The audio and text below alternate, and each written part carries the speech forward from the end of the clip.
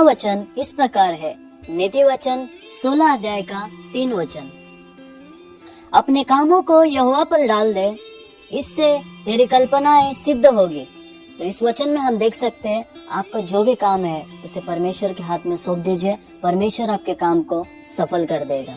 तो आइए दूसरे वचन की ओर बढ़ते हैं। तो इस प्रकार है, पहला राजा 2 अध्याय उसका 3 वचन। और जो कुछ तेरे परमेश्वर यहोवा ने तुझे सौंपा है उसकी रक्षा करके उसके मार्गों पर चला करना, और जैसे मूसा की व्यवस्था में लिखा है वैसे ही उसकी विधियों तथा आज्ञाओं और नियमों और चितौनियों का पालन करते रहना, जिससे जो कुछ तू करे और जहाँ कहीं तू जाए उसमें तू सफल होएगा।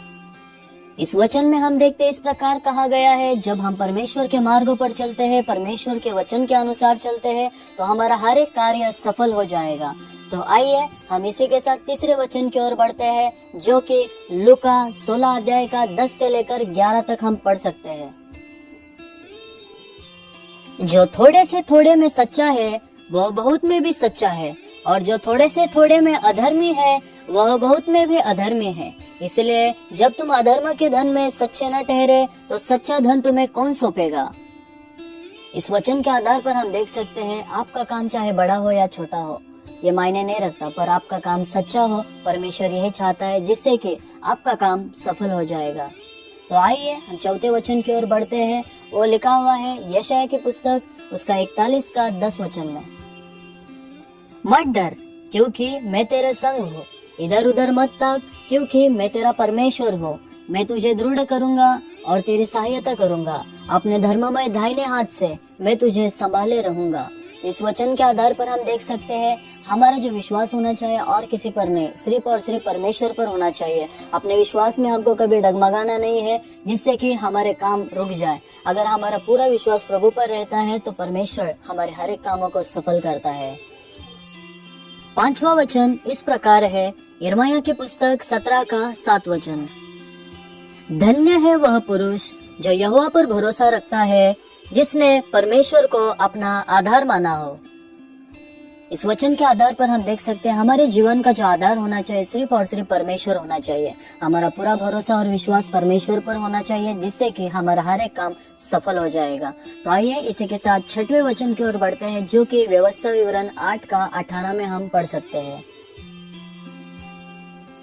परंतु तू अपने परमेश्वर यहोवा के स्मरण रखना, क्योंकि वही है जो तुझे सम्मति प्राप्त करने की सामर्थ इसलिए देता है कि जो वाचा उसने तेरे पूर्वजों से शपथ खाकर बांधे थे उसको पूरा करे, जैसा आज प्रकट है।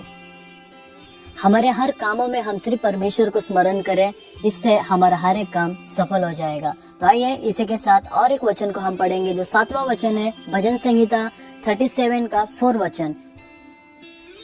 यहोवा को अपने सुख का मूल जान, और वह तेरे मनोरथों को पूरा करेगा। इस वचन के आधार पर हम देख सकते हैं हमारे हर काम का जो भी मूल है, स्रोत है, जो भी आशीष है, हमें यही समझना है कि वो परमेश्वर की ओर से हुआ है। उससे आपके हर एक कामों में और भी आशीष बढ़ जाएगी। इसी के साथ नंबर 8 पर जो वचन है, नीति वचन 3 अध्याय का 1 से लेकर 4 वचन तक। हे मेरे पुत्र, मेरी शिक्षा को न भूलना, अपने हृदय में मेरी आज्ञाओं को रखे रहना, क्योंकि ऐसा करने से तेरी आयु बढ़ेगी और तू अधिक कुशल से रहेगा। कृपा और सच्चाई तुझसे अलग न होने पाए, वरन उनको अपने गले का हार बनाना और अपने हृदय रूपी पट्टियों पर लिखना।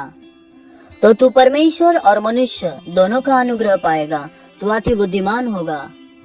तो यदि आप किसी को हर बातों में आशीषित और अनुग्रहित और परमेश्वर का एक सही व्यक्ति होकर चलना है, तो आपको इन वचनों को पूरा करना पड़ेगा। तो परमेश्वर के साथ ही आप बढ़े। आइए हम लोग एक आखिरी वचन की ओर चलते हैं, 9वां वचन फिलिपियों 4 का 17 वचन, जो कि शायद आप लोगों ने पढ़ा भी होगा।